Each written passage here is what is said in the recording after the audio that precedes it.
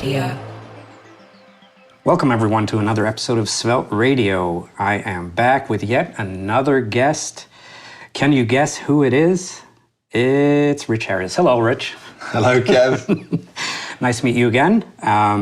We're here in your beautiful apartment in Brooklyn. Welcome to my digs. Yeah, it's nice. You offered me tea. I've graciously accepted the tea. It's nice. Which is currently sitting on a Svelte coaster. A Svelte themed coaster, courtesy of Dana Woodman. Mm-hmm. All right, Rich. It was a long time since you were on Svelte Radio. You've been on like the devlog on YouTube a couple of times. But yeah, Svelte Radio, we haven't recorded as many episodes as I'd like to lately, so it's great to have you on. Do you want to introduce yourself? Do you need to introduce yourself? I guess I should. I'm a guy who works on Svelte for a living. Did you make Svelte? I did the initial commit, yes, a little over 8 years ago. 8 years? Mm-hmm. That's been that long? It's been that long. Wow, that is a long time. That's nice. All right, so we've got a bunch of topics here to get through. Svelte 5 is finally out. What are your thoughts? Positive, negative? My main thought is, thank God You can breathe again? Yeah, have some sleep and relaxation. Feeling pretty good about it, if truth be told. There was definitely some nervousness from me and from the rest of the team that, because in some ways it is quite a radical departure from Svelte 4, that a lot of people were going to be like, you know what, I'm out. I don't like it anymore.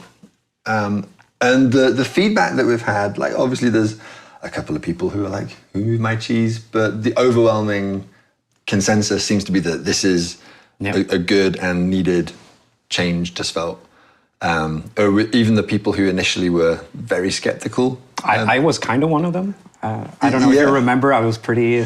You were. You've pushed back on a lot of things. And in a lot of cases, that pushback has resulted in better and more refined designs. Yeah. But in some cases, the ideas just kind of took a minute to become apparent that they actually do make sense. Like I remember Fireship in particular was always like a big proponent of Svelte on his channel. And when we previewed some of the Svelte 5 stuff, he was like, what is going on? They've cocked it right up. And even Fireship came around after we launched. Right, yeah. He has a huge following as well. He really does, yeah. And so, it's very gratifying to see people who have approached this with, from a position of skepticism and have taken an honest look and reappraised it and said, this is the good stuff. I'm in that camp for sure. Like, for me, as someone who doesn't really use that many, or I did not use that many like reactive statements, for example. I heavily relied on SvelteKit and like the load function and the form actions and use enhance. I never ended up really having to use reactive statements for a lot of things. Like, so for me, that part had never really been a big issue. Mm-hmm. Like it was never. It never got complicated enough that I would really like have to sort out lots of reactive statements that are tied together and depending on each other in some weird ways, right? Because that's kind of what Effect and Derived By is trying to solve. It is, and the biggest pit that people dug with Svelte 4 was using too many reactive statements to do effects, basically. Yes, yeah. And that is still a pit that you can dig in Svelte 5. If you use the effect rune too much, then chances are you're going to end up with some code that is a little bit difficult to reason about. Yeah. But having that as a separate concept from the derived concept, which, they're obviously different things, but in Svelte 4, like they're treated with the same mechanism. Yeah. We're able to much more clearly disentangle them now and say, you probably shouldn't be using effects most of the time. Mm-hmm. There are cases where they are valid, there are cases where they're necessary, but for a lot of tasks that people want to reach for an effect for, actually it's not the right tool. Right. And having that distinction is very helpful. Yeah, it's clarifying as well. Like the code makes it easier to read. Yeah, I have some horror stories of seeing components where like everything is a reactive statement rather than just like having a let something. It's just like $: something equals. Yeah. Just like why? Yeah, I mean, Because people are confused probably, like when to use it, when not to use it, and in some cases, yeah. I mean, there's this idea that if you just put $: in front of it, then it'll become reactive and like it'll probably do what you want. Why wouldn't I want it to be reactive? Exactly, and part of that is perhaps a little bit of laziness on the part of component authors, but a lot of it, I think, is really that you are kind of pushed in that direction by Svelte 4, because if you start putting something in a reactive statement, it becomes pretty hard to refactor it out because of the compile-driven semantics of reactivity in Svelte 4. They become magnets for more and more code, and the larger it gets, the harder it becomes to disentangle. And that's something that when you have runtime reactivity based on signals, like refactoring is just like refactoring any other JavaScript code. Finally. Yeah. Yeah. One thing about like other features of Svelte 5 that I've heard people like a lot is snippets, because that was a missing piece in Svelte 4, right? You couldn't reuse logic unless you created a completely new component. Like recently, I heard it was probably someone mentioned it was their favorite new feature of Svelte, actually. So that might be surprising, but I can see it. Like it solves a lot of issues with slots, especially when you had slots and you had to use the let directive.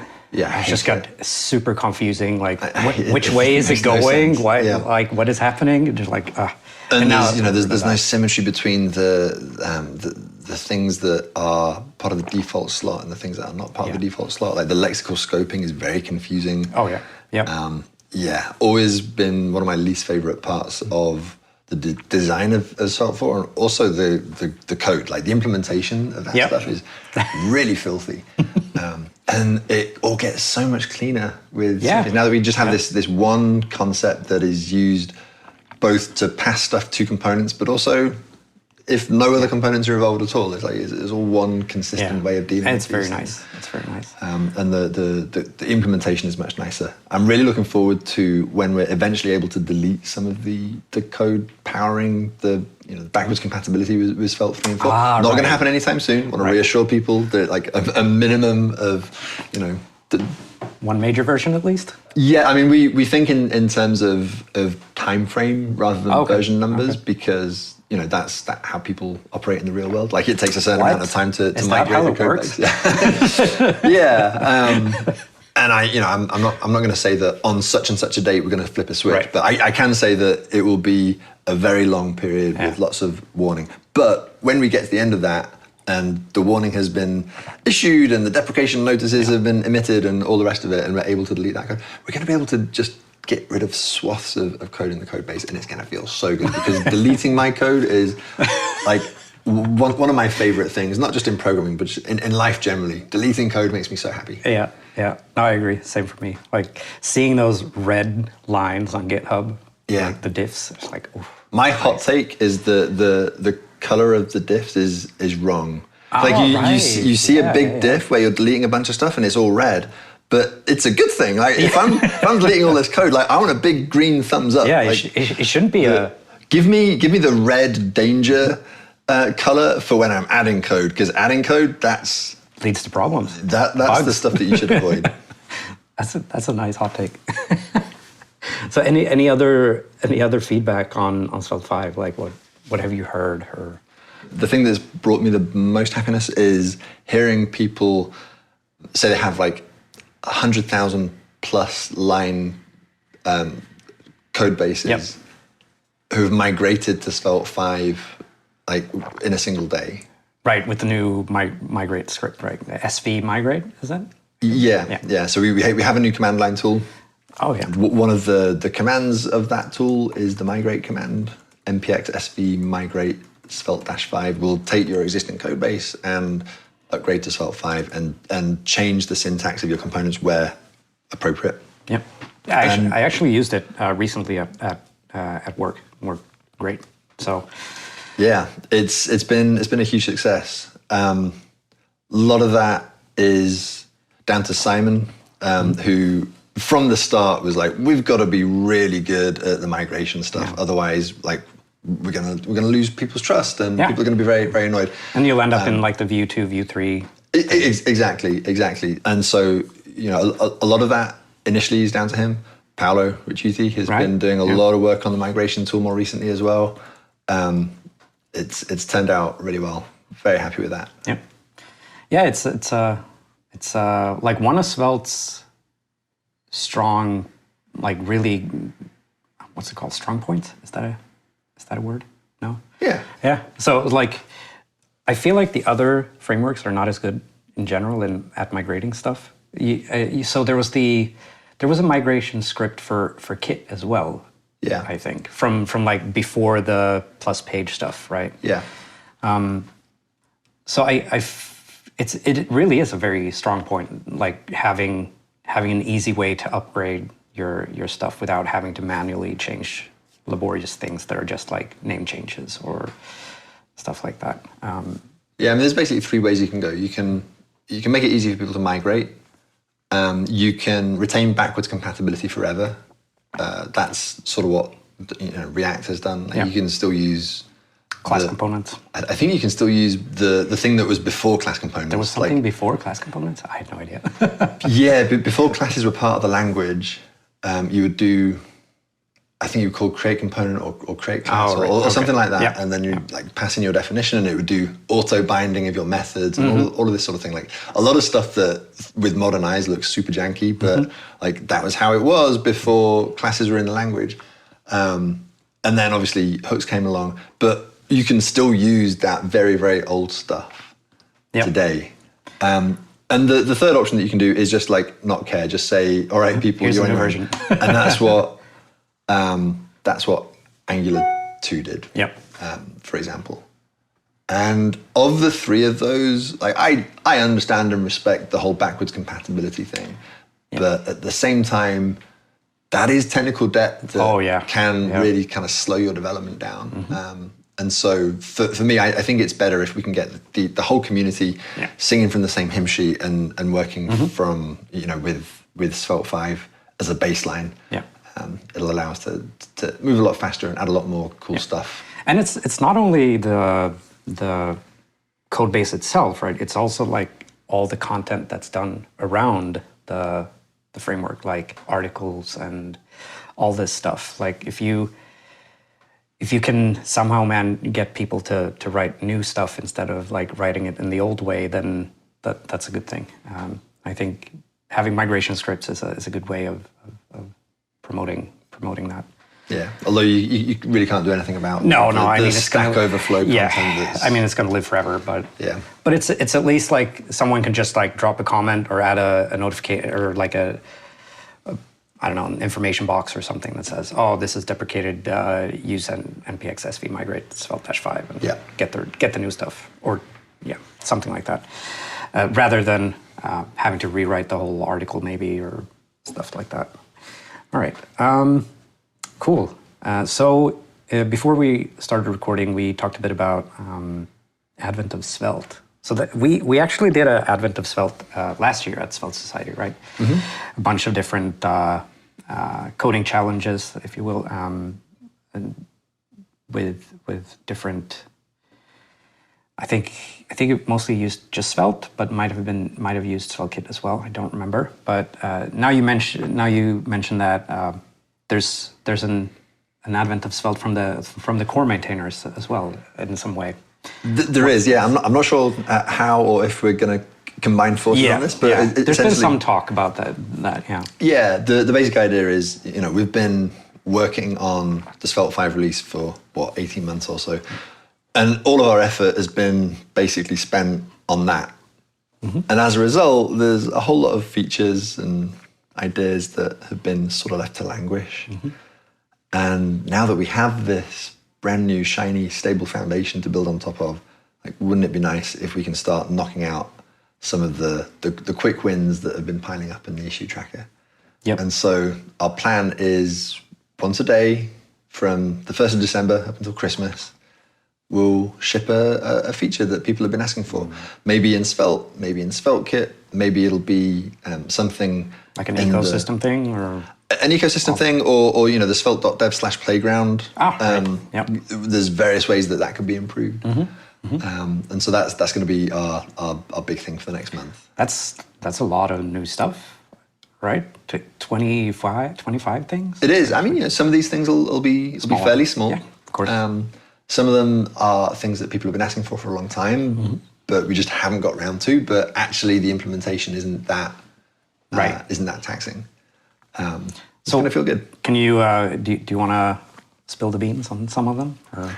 I can tell you what we're shipping first, because by the time this airs, it'll probably already have happened. Day one of Advent and Svelte, we are going to ship error boundaries. People have been asking for that. People have been asking for error boundaries. This has been a pretty big gap in Svelte, like ever since it's existed, really. And it's the way that Svelte operated from day one is that you have a state change, and that directly results in an update to the DOM. Right. And that just kind of happens sequentially. And that was why Svelte, in the very early days, like Svelte was so fast, because it didn't have all of this intermediate stuff of, we're going to like update some key value store, and then like we're doing the key value observation, which is going to, or with some virtual DOM diffing, like whatever it is, all of the different mechanisms that people use for translating a state update into a DOM update. Svelte just kind of bypassed that. Screw it. And so because of that, like it was, really hard is understanding it. Basically impossible to add error boundaries in a really consistent and reliable way. But obviously, like, if you're building an application, error boundaries are important, because you can't always guarantee that you've written your code perfectly. Or if there is a network error, maybe that you didn't anticipate, or anything that you didn't anticipate, really, right? Yeah. You don't want your whole application to just like crash, and you end up in that state where you're like clicking a button, nothing happens, and you're like, you open the console, there are 58 different errors over here. Yeah. It's not a nice experience. State becomes corrupted, and like it basically can't recover from it without refreshing the page, which is obviously no good. Yeah. And pretty shocking that we've been without it for so long.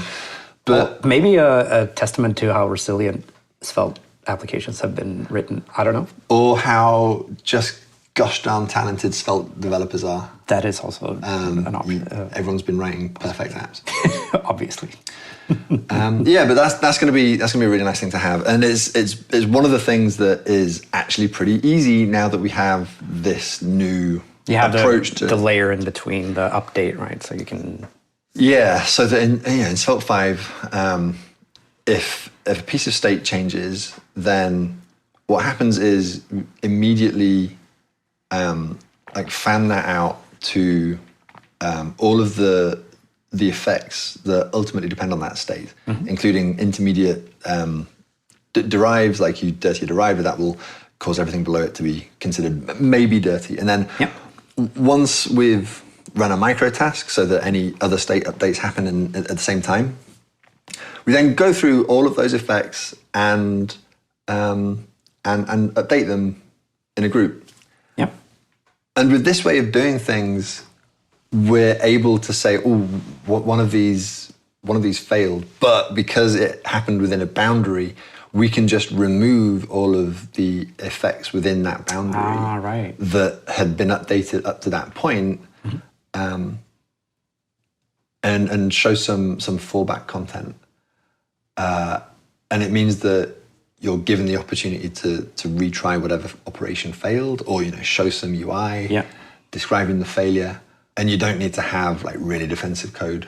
Yeah, that's it's interesting. Like with the defensive coding. So I talked to someone about how I've tried a different kind of handling errors. Just experimenting with it. With like, instead of doing like returning, how in Rust you usually have like an OK and error tuple that you get from functions and stuff. I'll take your word for it. I'm Yeah, not a Rustacean. Yeah, same. But yeah, it's a thing. So you return like, you handle the errors where they happen and stuff. But I was thinking like, maybe I could just like wrap the load function in Kit and then just throw somewhere and just handle all the errors at the top in some wrapper function and then return error depending on what kind of error it is, rather than like returning it up all the way to where I send it back to the client and render something. And that makes your control flow logic much easier, but then you also lose like context from the error and where it happened and why it happened and stuff. You only get like I don't know. I would do stuff like prepend the error message with validation, for example. Right. And then I would do like, you didn't enter your details correctly and something like that. But you're still left with the possibility that, yeah, for sure. like somewhere in your template you refer to foo.bar and foo is undefined. And yeah, so to clarify, this was in the backend, right? So in SvelteKit, so in the load function specifically. I didn't try it in the front end, but it's like it's a different way of doing errors that I haven't done before. Interesting experiment, fun experiment. All right, what else? Other than error boundaries, are we getting portals? Is that a thing? No, I don't think that's on the radar. I know that is a thing that has come up as a feature request in the past. I feel like a lot of the time you can do the thing that you would want portals for in userland already. Yeah. I don't think I've ever really needed a portal, to be honest, but yeah, and with some of the CSS stuff, we have anchor positioning, and we have these new popover APIs on the platform. Like, do we still need portal APIs? I don't know. Probably not. So I think we can probably get away without adding a first-class built-in portal API to Svelte. But I don't know. If people feel very strongly otherwise, then let us know. Yeah. All right. All right. What else? I kind of interrupted you there with my portal question.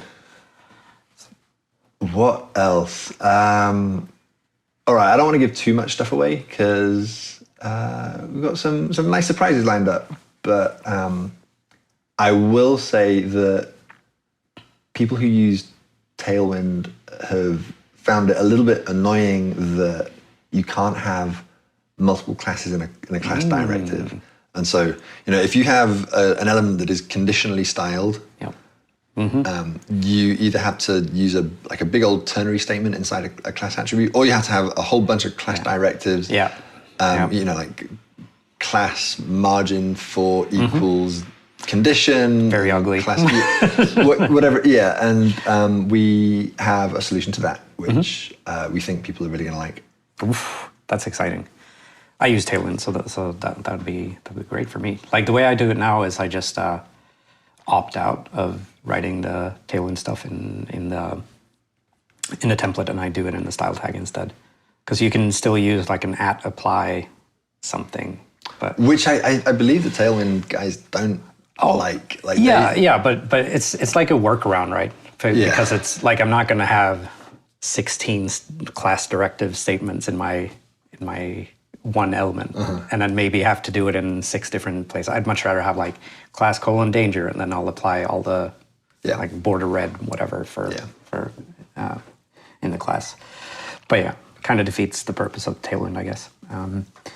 We chatted a bit about the bind directive as well. Is that something that's gonna change, or is this secret? If did I? Sorry, it's not a secret because it's in the pull request queue. Okay. In general, if people want to know what is coming down the pipe, then looking at the pull request queue is the best way to do that. This part I will edit out because no. Yeah, and honestly, it's there are people who spy on that, and it's pretty great because they'll offer feedback and sometimes help us make better design decisions. So the deal with bindings is if you have a bind directive on an element or a component, the value of that must be some local state or a local prop, which we read or write directly. Sometimes you want to intercept the write. Yep. Maybe you want to do some validation or something like that. And at the moment, the only way that you can really do that is by having an object with a get set property pair. Oh, right. You could already do it, I guess. You can. So like, suppose you have Right. const text equals, and then you have an object with a get current, which returns some other piece of state that you defined elsewhere, and a set current, which just like writes to that value. Yep. Inside that set function, That's you where can do your validation. Yeah. Then on the element, you'll do input bind : value equals text dot current. Right. Yeah. And then that will use the getter and the setter. It's a little bit cumbersome, obviously. Yeah, I mean, the way I've done it, it's just like I opted out of bind and just used like an event. Which is also a totally valid Right. approach. But like that too, there's a lot of boilerplate. Yeah. It's pointless. Yeah. Well, it's not pointless, but Yeah. irritating to have to write.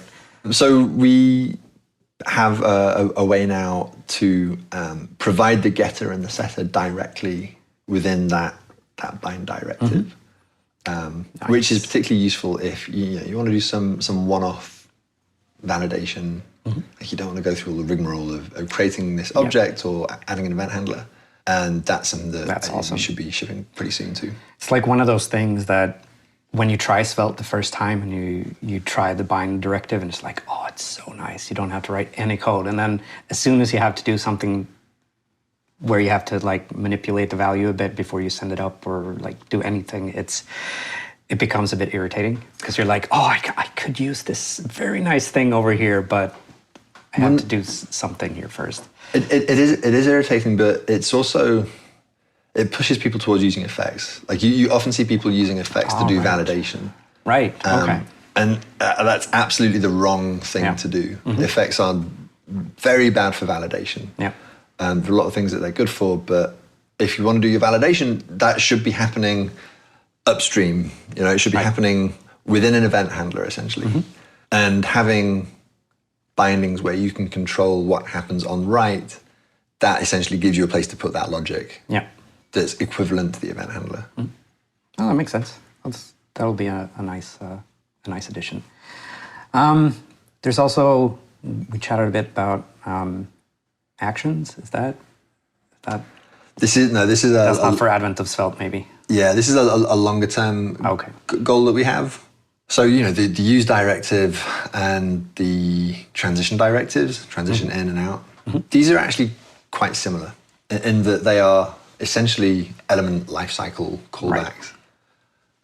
And another thing that they have in common is you cannot spread them onto an element. Yeah. Like you cannot receive them, if you're building a component, you cannot receive those things as props and then spread them onto an element, which by extension means you can't really pass them into a component in the first place. You kind of have to do weird workarounds now, right? With lot of weird workarounds. And just the design of them is a little bit funny. Like even on a syntactical level, they're candidly a bit weird. Like, the use : foo means that you have some function running on some called element. foo that is actually scoped. Like you can't define an action in line on the element. Right. And all that sort of thing. So I think we can do a better job. I think we can make these things more composable, spreadable, and so on.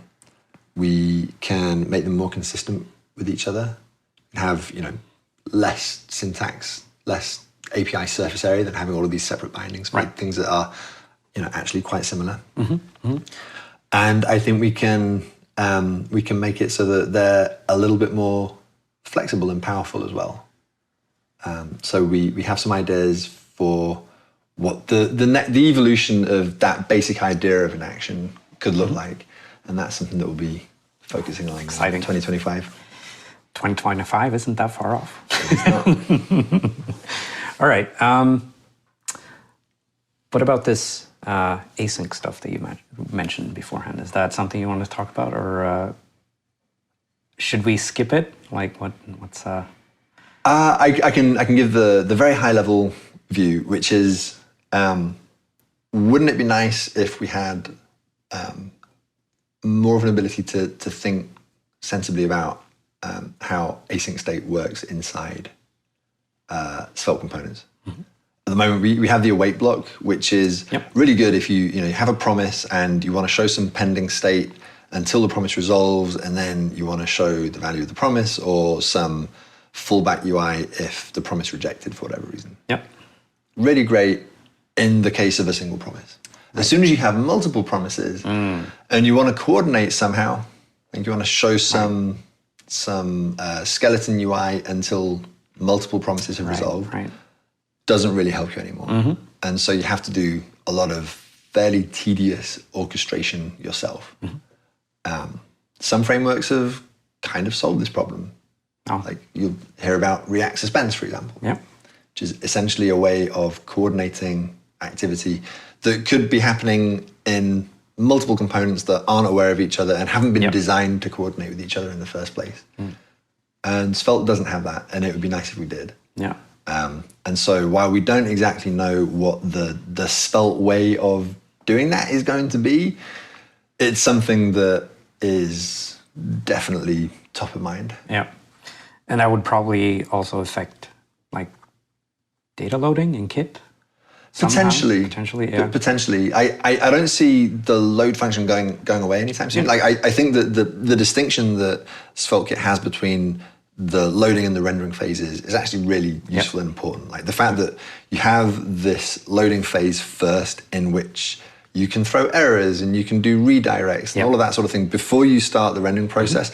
I actually think that's a pretty essential separation. I mean, I prefer it as well. I'm very, like, I really do not like to have logic inside of my visual, mixed into like the visual stuff. At the same layer, time, I guess. At the same time, like sometimes you'll have a component somewhere in your tree that needs to get some data asynchronously, and you're left with a choice of showing some, like you have a flash of unfetched content while that component does its business, which might have to happen with a fetch inside an on mount or something like that, which is kind of a grubby way of thinking about the problem. Or you have to hoist that data requirement all the way up to your load function, and then sort of prop drill all the way back down to that component. And then if you end up not needing it and you delete it, then you've got to remember to also get rid of the data loading code in your load function. And that kind of sucks. Like it would be nice in a lot of cases if you could have that loading logic inside the component so that it was co-located sensibly, and if you deleted the component, you're also deleting the data loading code. Obviously, you want to be careful that if you do that, you're not introducing the possibility of waterfalls. So you have to be very careful about how you design these things. But if we do that, then that's one less thing that needs to happen inside the load function.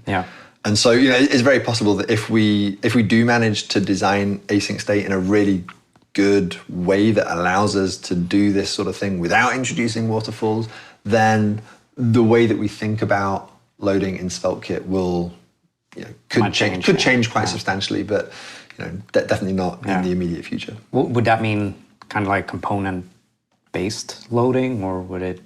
How do you imagine it looking if? I think you would probably want to have the dependency on some asynchronous resource expressed inside the component, and then maybe your load function is primarily about doing the errors and the redirects and authentication and all those sorts of things before the actual loading happens. I think I misspoke. I meant component by component loading functions. Maybe that's what you answered though. I don't know. It's like very, instead of having one page, you'd have sidebar loading function, or like. It's really hard to say what it would look like at this point. Like I also like, I kind of like having it all in one file in the sense that like, I know where my loading is happening. Right. If that was split up into like 15 different files that are all over my code base, then I'm like, But then at the same time, if I'm in, I don't know, the post list component, then it kind of makes sense to also have the data loading next to it. I don't know. I mean, to push back a little bit on that point of having the code in 15 different components, Like, do you think about CSS that way? Do you think I mean, I don't write wanna have Tailwind, right? So right. But I mean, no, I think it does apply actually. Like, you're defining the styles on the element itself, which is the most granular way that you can do that. But the slightly less granular and maybe more Svelte idiomatic way is to have the styles defined in the component. And if you don't do that, then, if you say, I don't have all my styles like split across all of these 15 components, I want to have like one global.css file. Yep. And that's essentially what a load function is today. There are obviously pros and cons and trade-offs and so on, but I do look at what people can do with React Server components, like with a little bit of jealousy. I think it would be nice if we could steal the good parts of that. All right, fair enough. We also mentioned here that we wanted to talk about the store, that stores are not scoped in SvelteKit. If you're doing the server side, don't remember what it's called. Yeah, people they're global, right? There's this meme that stores aren't SSR safe, essentially. Yes, If you're referring to a store value inside a component in your SvelteKit app, and you're deploying to a multi-tenant environment, like a node server, then in theory, you could have a response for one user displaying another user's data. Right, yeah, that's not good. Obviously, that would be very bad. In practice, like I think you've really got to mess up quite substantially before that. And also, it's not about stores. Like, this isn't a problem with stores. This is just a problem with variables with global state, essentially. However it's expressed can be just a normal variable. Like if you really code things in quite a strange way, then there is a possibility that you could leak data between users. But like, number one, don't do that. But number two, there is this primitive that it exists in basically every server runtime now called AsyncLocalStorage. And in theory, it should allow us to build some primitives that essentially make that a non-issue altogether.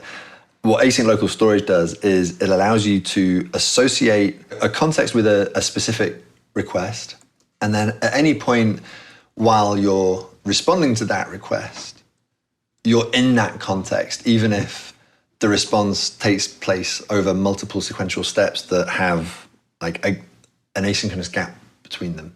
Right. So whereas today you have a load function and you're sort of given things that pertain to the current request. Like, they're part of the arguments, the load function. So, you call event.fetch instead of just calling fetch or whatever. The reason that we do that is because that's how SvelteKit is able to associate those resources with the current request context. Right. But if we use AsyncLocalStorage, then we might be able to design things in a slightly more ergonomic way.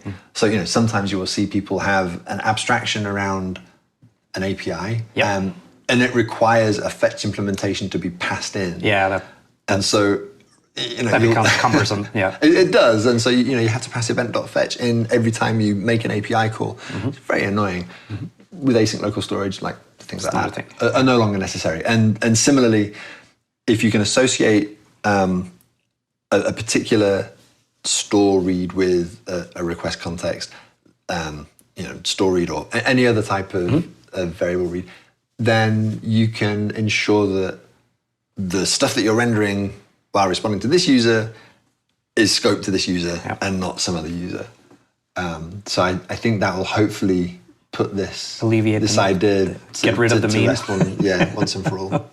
And this isn't a problem that's unique to Svelte by any means. This is like just the reality of building just how it works. Applications that work in multi-tenant environments. You also mentioned here PPR. I did, yeah. What is that? Next.js has a feature called PPR, partial pre-rendering. And what that means is, in the same way that in SvelteKit you can pre-render a page of your app, or pre-render a root of your app, I guess I should say. In Next, you can do that on a more granular level. You can pre-render a particular layout or a particular page. So, say for example, you have a navigation bar that has a login, log out button. Obviously, that needs to be dynamically rendered because we need to read cookies and see who you are and what your name is and include that in the rendered HTML. But maybe the page is just a static piece of content like a blog post or something. So does it make sense to de-opt out of pre-rendering so that you get the navigation bar, but then you've got to hit a database to get the blog post because you're dynamically rendering the blog post? No, it doesn't. No. It makes a lot more sense to have the inner HTML of the page pre-rendered and put somewhere, and then you just do the dynamic rendering for the layout. Or vice versa. You might have a static navigation bar, but then you have some content on the page that needs to be dynamically rendered. How granular could you get with this? Like, can you do it per component basically, and then like? I don't know about that. That starts to get. The overhead is bigger than. I think it's just too complicated for at least for me personally to figure out how you would do that. But definitely pre-rendering at the granularity of layouts and pages. I think is most of the time that's kind of. That's enough. Good enough. Realistically, that's what you want. Yeah, because we've had some people asking for, like, you know, if you have before Svelte 5, if you had a really long blog post, like that could end up being quite a lot of JavaScript, I think. Because like if you have takes a long time to hydrate, right? If you have a really, really long blog post, and if you could pre-render that and still have some things that are interacted, that could be nice. Yeah, that's a slightly maybe that's separate a different thing. Issue. Yeah, that's about how you describe the component in JavaScript and you know what techniques you use to avoid doing any unnecessary hydration work. And Svelte 5 is a lot better than Svelte 4 was at avoiding unnecessary hydration work. Like we can skip over entire subtrees if there's nothing to hydrate inside, whereas in Svelte 4 we would do a lot of fairly unnecessary work. Gotcha. And so things are definitely better in that regard. There's room for improvement still. Like we're still not as fast at hydration as frameworks that don't ship any JavaScript by default at all. You know, those that use islands or resumability or whatever it is. In practice, like it's fine, but there is room for improvement, and that means that our work is not done. Right. Yeah. Well, I'm excited about partial pre-rendering. Does that mean partial pre-rendering, does that mean that we can stream just HTML to some parts of the page, like stitch it together somehow with... Because I remember I read a blog post a while ago by Phil Walton, like some Googler. He'd done like a service worker kind of thing where... That sounds like a Phil Walton thing. Yeah, he'd done like he would split up the page in different like HTML sections, and then he would like stitch them together in a service worker and like stream that to the browser. And just change the content part of it. Yeah. Maybe that's completely different though, probably to partial pre-rendering. I don't know. Like, could you stream in make it so the layout section that's pre-rendered streams in while the data for the other stuff am I making any sense? I think streaming in SvelteKit is going to continue to be based on data rather than markup. Like the way that we think about streaming is a little bit different to other frameworks. Like I'm not entirely convinced that streaming markup makes that much sense in most cases.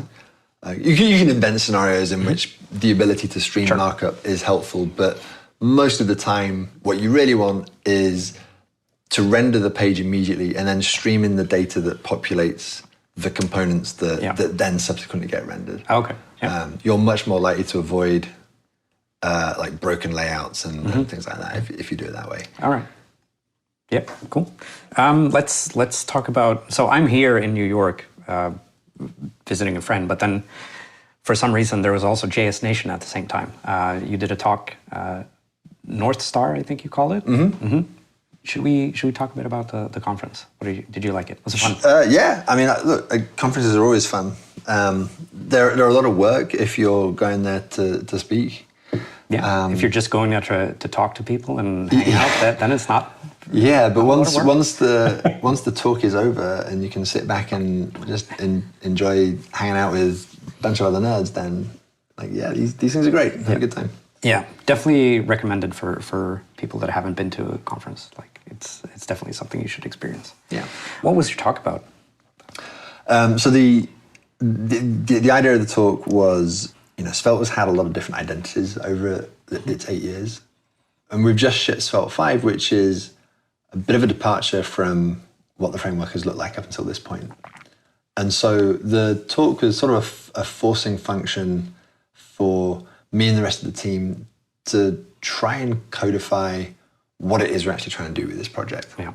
When Svelte 1 came out, its raison d'etre was to let you ship applications with the smallest bundle size possible.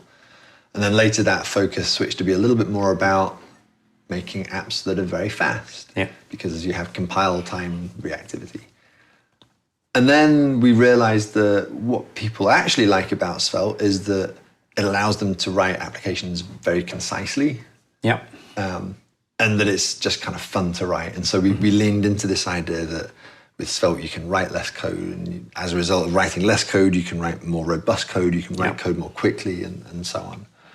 And then obviously SvelteKit, we shifted focus towards, well, here's how we think you should build an application. Doesn't solve all of the problems of application building. Wouldn't call it a full stack framework, but a lot of the stuff that Svelte itself doesn't help you with, SvelteKit is there to help with that. Yeah. So with Svelte 5, a lot of the focus has been on reliability and predictability and so on. And that's changed a lot over the course of the project. And so at the last maintainers meeting that we had last month, we sat down and we talked about why we're doing this, why we do all this work, what impact are we hoping to have in the world through Svelte. And what we realized was the thing that we kept coming back to, the thing that I, for one, am particularly motivated by, is this idea that most software just isn't usable. Most software in the world sucks. Yep. Software is everywhere. It's ubiquitous. Everything in life nowadays is mediated through software. And collectively, we have done a terrible job of writing software. Just think about the number of times you see, inscrutable error messages or, blue screens, blue screens, blank screens.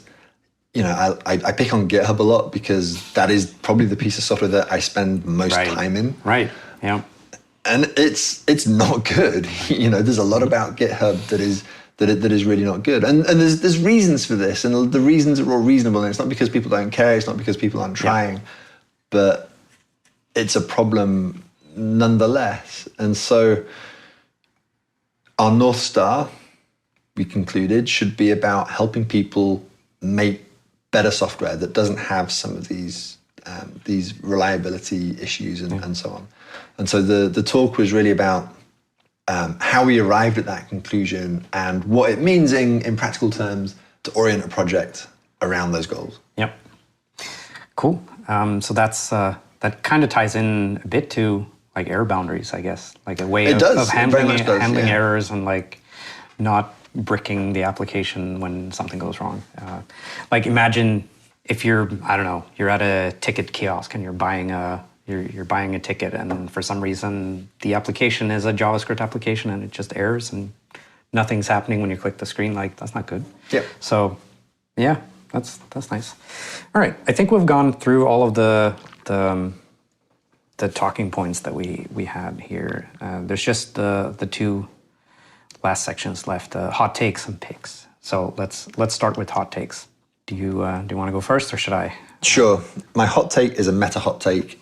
It's that there should be more hot takes. There's a little bit too much resistance to openly being critical of each other's work. Yep. I think online. Which isn't to say that I think we should all be meaner to each other. No. I don't.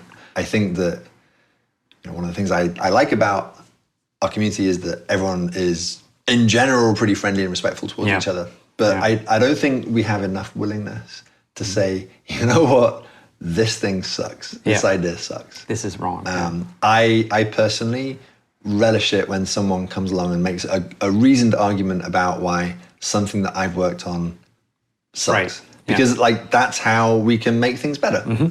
Yeah. And we tend not to do that. We tend to shy away from that because we don't want to hurt people's feelings, which is understandable and admirable. But ultimately, if we're going to get better as an industry at our craft, then we need to get better at telling each other when stuff sucks. Yeah, all right. I do wonder, though, if that actually is a hot take.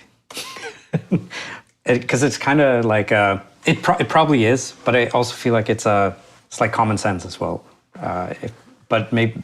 I mean, I think it's common sense, but it's common sense that is not very common. Right. Like, a lot of people just don't seem to want to do that. Like, and I think a lot of times as well, it's because people aren't all that confident in their positions. Right. Like sometimes if I see something and it seems not great, then my first instinct is like, oh, well, it's probably me. Like I'm holding it wrong. Right. And so there's a little bit of a reticence to say, hang on a minute, Is this really right? this is bad. Like, you don't want to do that, and then it turns out that you're the idiot. Yeah. I feel like that happens to me a lot. I always have weird opinions, and I'm like, oh, wait, I was using it wrong. Yeah. Happens a lot. All right. My hot take is that SQLite is the best database. I use it specifically synchronously as well, which is kind of different, I guess. For SQLite, I don't think it's that weird, but fetching data from a database synchronously is probably not the most common thing. I think more people should use SQLite. I've had great fun using it for the new Svelte Society website that's coming up soon. And yeah, I think that's it for my hot take. Maybe it's not a hot take either. I don't know. I mean, I think everyone loves SQLite. I think it's having a renaissance. Hard for us to find someone who doesn't think SQLite is great. I mean, maybe the hot take is that you're using a database that intended to be used in like embedded devices and stuff instead of that using might be the hot take, like a traditional database server. Like you're using SQLite over Postgres, even though you're building something that web scale. Yeah. Always on Hacker News, right? Someone posts something and you're like, oh, but how will this scale to 1 million users? I'm like, nah, you don't need it. Like you're not going to have 1 million users. It'll be fine with SQLite. Yeah, all right. Picks. I have 2 picks. Mm-hmm. My first pick is Blue Sky. It's having a bit of a resurgence at the moment. It's nice. It really is. So at the time of recording, Blue Sky had just passed 20 million users. It's been consistently adding like 1 million users a day for the last several days. That's awesome. Which is, I mean, I joined sometime early last year. Same. I was a relatively early user. Felt completely dead for a long time. Felt completely dead. Like I think I was one of the first 40,000 users, which now that it has 20 million users, feels like I was pretty ahead of the curve. But the reality is, like, I don't know, squatted on a handle and then ignored it for a long time because it didn't feel like a lot of conversation was happening there. All of a sudden, basically all of the people that I want to hear from are on Blue Sky. It's like Twitter, but without all the Twitter. It's Twitter without all the Twitter without Elon in particular. And it's nice. Like a lot of people, the timing of this was obviously around the US election. Like a lot of people were just very mad at Elon Musk because of his involvement in the US election, and moving to Blue Sky was sort of an act of protest. But regardless of the catalyst, because it's so based around network effects, it kind of doesn't matter why it's happened. Yeah. But the fact that it's happened is reason enough for it to keep happening.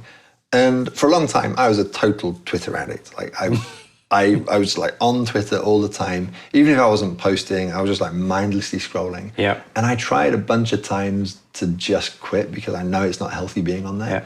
But I couldn't because it's like heroin. Well, it turns out Blue Sky is like methadone. It's the thing that has, like, I no longer have a Twitter addiction. Right. Now you have a Blue Sky addiction. So this is the thing about Blue Sky. It is so much better and healthier than Twitter in a lot of ways. Oh, yeah, but I agree. It is also not, like, Twitter is like crack. I just couldn't get. I mean, it's also. I guess I've compared it to two very destructive substances, but the point I'm making is that like you go on Twitter and it's gonna tickle the outrage centers in your brain somewhere in a way that you just keep coming back for more. Blue Sky doesn't really have that. Like it doesn't reward the sort of engagement bait that you see on Twitter, and as such, even though I like being there a lot more, and I check in on Blue Sky probably multiple times a day, I don't feel, and my thumb doesn't naturally gravitate towards the icon as soon as I turn my phone on, which it did with Twitter. Yeah, same for me. I mean, maybe that'll change. Like a lot of people are like, it's it's going to go the same way that Twitter went. I don't think so. But yeah, I mean, it's being designed specifically to avoid some of the things that happen to Twitter. And even if it does, like, I will take the possibility of future shittiness over the guarantee of present shittiness. Yeah, I mean, Twitter is crap, right? It's really bad. I recently found out that there's you can actually use different feeds in Blue Sky. Oh yeah, I had no idea about that, and that's like a great feature. And also the fact that it's chronological by default, I think is good. Yeah, because that's one of the dumb things about Twitter. Like, it also makes you. There's this never-ending scroll of seeing new content all the time, and yeah. I wish I could delete it though, but there's still a lot of folks on Twitter. There are for now. I mean, I haven't deleted my Twitter account, partly because, I'm candidly hedging my bets. Like, maybe this thing doesn't work out and everyone moves back to Twitter, and if everyone else moves back to Twitter, then I'm going to do the same because I want to be where my friends are, honestly. Yeah. Partly it's because when people delete or deactivate their accounts, like anything that they've posted in the past, like if it's embedded somewhere, like that vanishes. So there's there's a lot of holes in like dev.to articles all of a sudden, like stuff like that, which as someone who cares about the archival properties of the web, like it would feel very hypocritical for me to do that because like I know that in some cases my tweets are those embeds. Right. But also like I want to be able to refer back to thoughts that I've had in the past and conversations that I've had in the past because sometimes I'll remember that I had a conversation with someone and there was a link that was shared and I want to be able to go and find that again. Yeah. And if I destroy that archive, then it's going to be a lot harder for me to do that. So I'm keeping it around. Also, the Svelte accounts. Right. They have like way more followers still on Twitter. Yeah. And even if a lot of those followers are illusory, they're bots or they're inactive or whatever. Still a lot of people following them. It would be irresponsible to delete those accounts, but. It's funny, by the way, when I think the Svelte Society account, no, it was the Svelte site that added the Blue Sky link. You did, yeah. And some people were outraged because of you remove this is so the woke, Svelte Society woke or something. Removed the Twitter icon and put the Blue Sky icon there because they're woke. So first of all, there was no Twitter link. First of all, I'm begging you to define that word. Absolute numbskulls.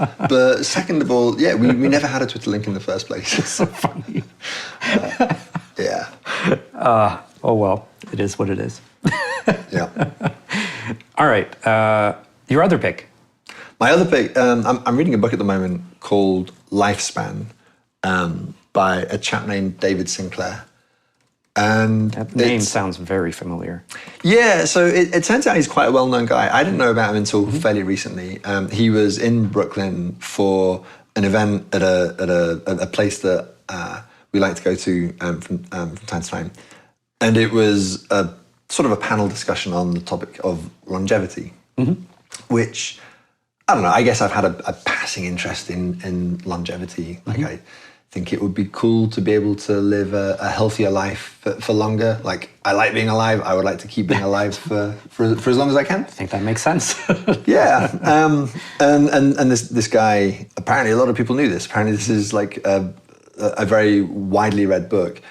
He has a theory on why we age and by extension, why we suffer diseases like heart disease, cancer, Alzheimer's. A lot of things are all fundamentally driven by the same mechanism, which is aging. I'm not a scientist. I'm not qualified to know if this is now a mainstream view, but the idea is that aging is a result of an information breakdown in the epigenome, and that you can repair that. You retain all of the genetic information that you need to create new young cells. Right. Yeah. Yeah. But it's the stuff around the genome that starts to break down and results in aging. And science is starting to uncover ways that we can inhibit or even reverse that process. Yeah. And so I've been learning about where we are, or at least where we were when this book was written, which I think was about 5 years ago. Yeah. So after I finish reading it, I'm going to try and catch up on the latest science. Yeah. And you know where we might be in the very near future once a few of the clinical trials that have been underway either turn up some results or don't. Like maybe we can live forever. Maybe we can live forever, but even if we can't, like there's some tantalizing ideas about like a pill that can cure blindness, and things like that. Which I mean, it's interesting. I recently read about this this thing where you can. So basically, in where I'm from, there's this medical university, and they've developed this method of working with stem cells, basically to kind of. Basically, what you do, they extract these stem cells from donors, and then you can get a shot with stem cells, like into like a joint or something, if you have arthritis. And then the idea is that the stem cells are going to like regenerate the tissue and stuff like that. I guess that's kind of maybe not exactly longevity. I guess it's longevity focused, but it's kind of like repairing tissue damage in a sense. I just find it super interesting. It seems like a different approach to solving the same fundamental problem. Exactly. Like fixing issues after the fact, maybe rather than before. I don't know. Yeah. I don't know. Super interesting. All right. What is my pick? My pick is going to be Silo Season 2. So that's Silo is a TV show based on a series of books. I don't remember what the books are called. I think the first one is called Wool. Anyway, it's a good TV show. It's about a bunch of people living in a silo, and it's like a dystopian kind of sci-fi thing. So I watched season 1, and it started out really strong. By the end of it, I was like, "What is going on here?" They really lost me. But people have been raving about episode 1 of season 2. So I saw it just before. Should I give it another chance? I would. But then I really liked even the end of season 1. So like I